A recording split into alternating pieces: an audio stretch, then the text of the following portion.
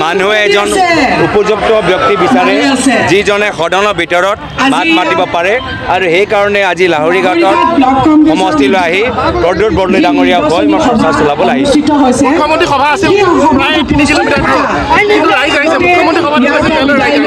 চাওক ৰাইজ আমাৰ লগত আছে যিহেতু আমি ৰাইজৰ বিষয়বোৰ আমি মাত মাতি আছোঁ